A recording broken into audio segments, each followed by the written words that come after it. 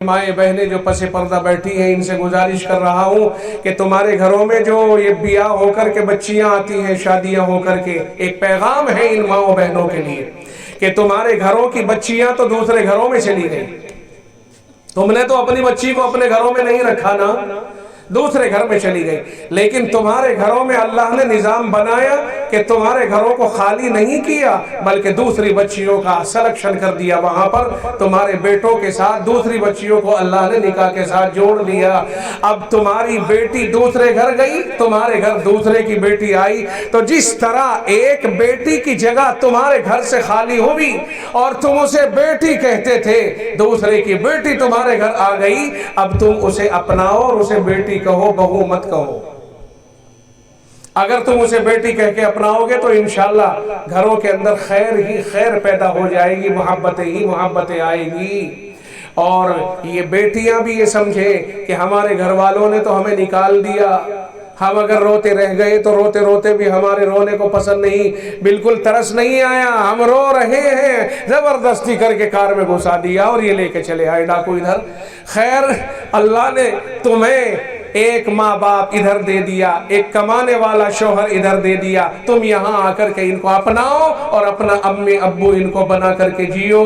ساس سسر کی روپ میں نہیں، یہ تمہارے ماں باپ کی طرح سے تمہارے ساتھ ہیں. اس لیے اگر ادھر کی بیٹیاں ادھر جا کر ان کو اپنا ماں باپ سمجھے، ادھر کی بیٹیاں ادھر آ کر اپنے ماں باپ انہیں سمجھے، اور ہم ادھر کی بیٹیوں کو اپنی بیٹی بنائیں، یہ ادھر کی جانے والی بیٹیوں کو اپنی بیٹیاں بنا لے، تو کیا خیال ہے معاشرے کے اندر اچھائی آئے گی کہ نہیں آئے گی؟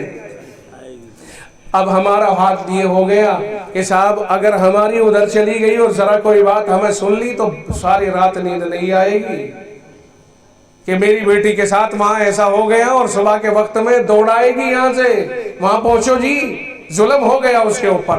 اور یہاں پر جو دوسرے کی بیٹی کو ٹورچر کر رہی ہے بڑھیا، اس کا حساب کون دے گا؟ اپنے والی کا تو بڑا ترس آیا ہے، دوسرے کی کے اوپر ظلم کرتے ہوئے ذرا بھی رحم نہ آیا. اپنی بیٹی کے لیے چاہتی ہے کہ میرا داماد اس کی مٹھی میں رہے، اور اپنے بیٹے کے لیے چاہتا ہے کہ صبح کو ایک تماچا تو شام کو 2 مارے، اور پھر کہتی ہے میرا بیٹا میرے کہنے میں ہے. اور اپنی کے لیے کہتی ہے اللہ ایسا داماد سب کو دے، جو میری بیٹی کہتی ہے وہی کرتا ہے. اور اللہ ایسی بہو کسی کو نہ دے، میرے بیٹے کو ہم سے جدا کر دیا.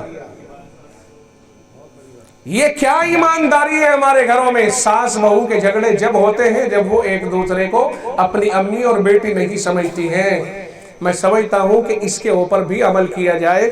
اور یہ جو ہمارے بچے ہیں نا لڑکے، یہ بیچارے تو 2 پارٹوں کے بیچ میں ہیں. ایک طرف تو بیوی ہے، اس کے حق ہے، انہیں ادا کرنا ہے، اگر نہیں ادا کر دے گا تو ظالم.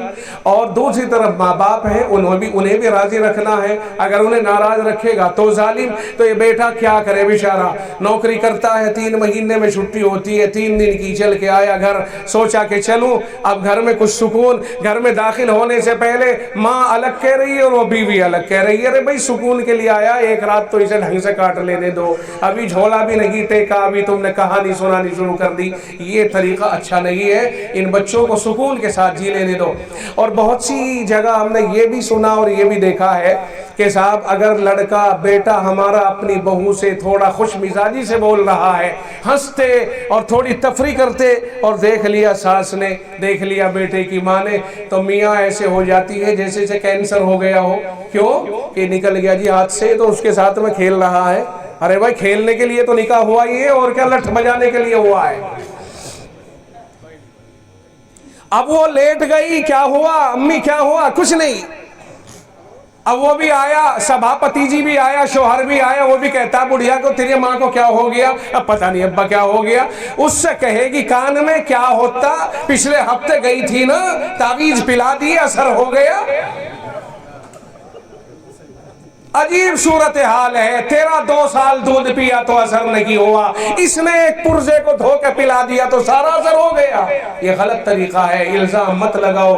تعویذ واویز کا چکر یہ عورتوں میں بہت چلتا ہے، وہم بہت ہے عورتوں کو. میں کہتا ہوں انصاف پہ آ جائیں، انشاءاللہ نہ ساس کو بہو سے تکلیف ہوگی، نہ بہو کو ساس سے تکلیف ہوگی. اور یہ بیٹا ہے جو بیچارہ پس رہا ہے، इसे पीसो मत, तुम्हारी तो गुजरली बड़ी उम्र के लोग हो, इन्हें भी खेल लेने दो, इनके साथ में बीच में आड़े मत आओ। मेरे ख्याल में तो मैं ये कहना चाहता हूँ कि भाई अपने अपने हिसाब से सबको आराम से रहने दे। और ये जो हमारी बच्चियां हैं ना, जो दुल्हन बन के जाती हैं, अगर मैं बताऊं इनको कि इन बुढ़ियों की क्या कमज़ोरी है, तो याद रखियो, अगर सुन रही हो तो इन बुढ़ियों की इतनी बड़ी कमज़ोरी मैं बताता हूँ तुम्हें, तुम्हारी मुट्ठी में हो जाएगी ये। एक तो जब ये नहाया करें तो इनकी कमर मल दिया करो, नहीं समझ में आई?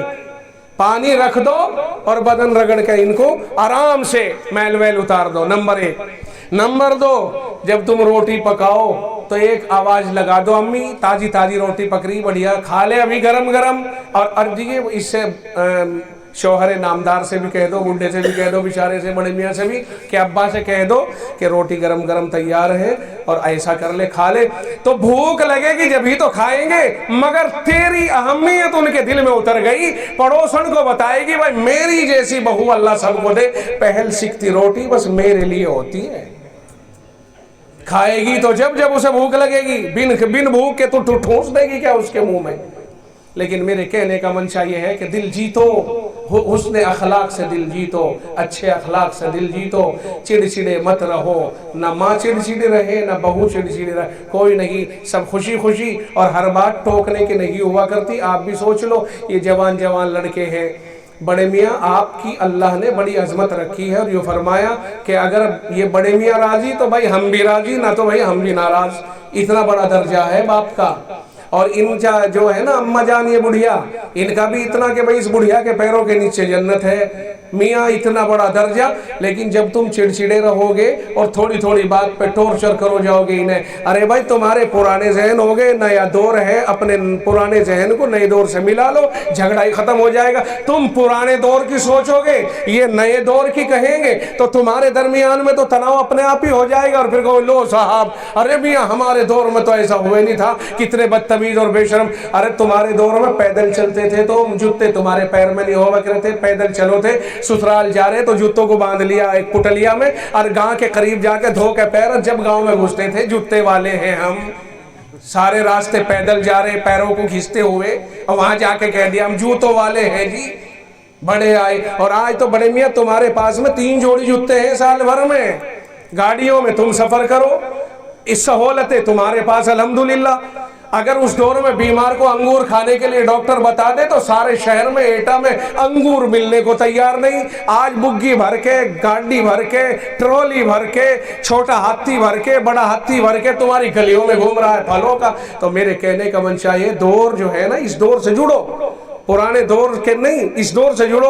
जब तुम इस दौर से जुड़ोगे तो तुम अपने बच्चों को ज्यादा टॉर्चर नहीं कर पाओगे, और वो भी तुम्हारी खूब मानेंगे। अब उन्हें लगे ये बता रहा 50 साल पिछली, अब तो ये चलेगी नहीं इस दौर में।